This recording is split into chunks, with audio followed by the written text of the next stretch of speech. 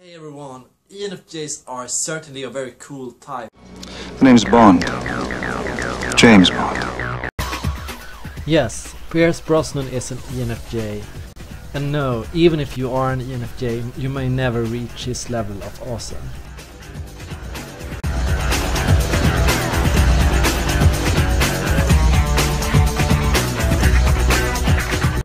ENFJs come in many forms depending on their culture and their social upbringing, and a common form is motivational speaking. And most commonly they are NFs, intuitive feelers, which means that they are existentially interested, they are good with language, they are intrinsically motivated, and they go with their own opinions and values over the values and opinions of others.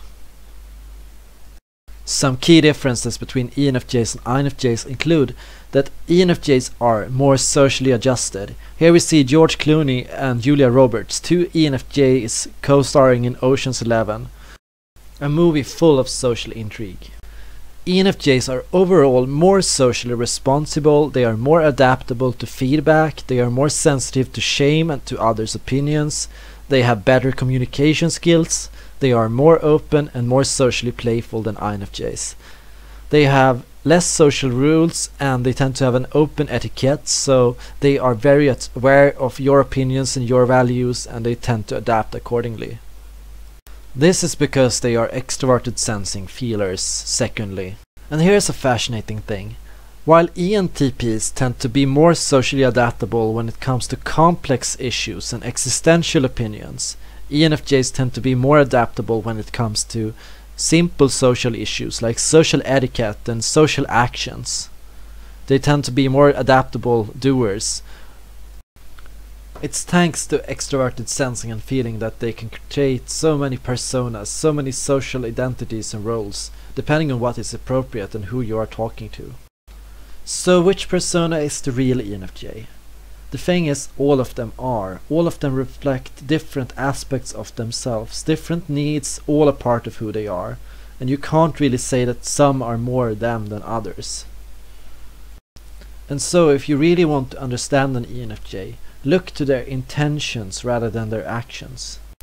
Because behind it all, they tend to have extremely extensive, large systems of existential beliefs that have come to define who they are and how they see the world. And they will love to share that with you, because they are NFs first and foremost. And NFs are common in acting. ENFJs are common in particularly Game of Thrones.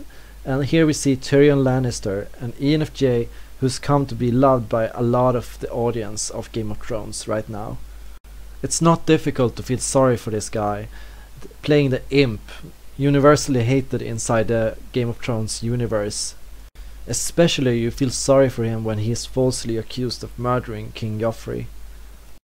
The thing is, NFJs love being under social pressure. They love being in complicated social situations where everyone is challenging them. In this situation, NFJ is in full drive, and you can really see a lot of energy coming from them. NFJs are very controlled about how to use language and how to use words, so they keep monologuing inside their heads, thinking about the right way to say a phrase, how to present themselves, how to do something the right way.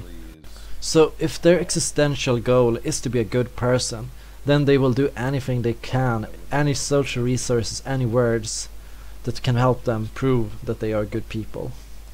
Of course, NFJs can also use their speaking to promote a cause or a passion that is very important to them. Existential goals don't just have to be about themselves, it can also be about the world around them. And for ENFJ Jamie Oliver, of course, his main passion is cooking. Extroverted feeling and sensing really helps when you're an interviewer like Oprah Winfrey, when you're trying to make people feel at home and to make people feel relaxed. They might not be relaxed themselves, however. For example, NFJs tend to be very perfectionistic about existential issues, and they tend to set strong demands on themselves, and this can cause them to be very nervous characters. And a lot of characters and actors talk a lot about the value of getting through these nerves and dealing with this nervousness. In Big Bang Theory, Raj and Howard are played by INFJs and Leonard is played by an ENFJ. Even the most successful actors will still bring some of their own behaviors and quirks into a role that they are playing. It's simply so much easier to act on your strengths rather than your weaknesses. And so if you know a person's type, you can always study how it affects their acting and the character they are trying to portray. This is it about ENFJs. I hope you enjoyed this video, and if you did, please subscribe, leave a like and leave a comment. I'd love to hear from all of you. Thank you for watching.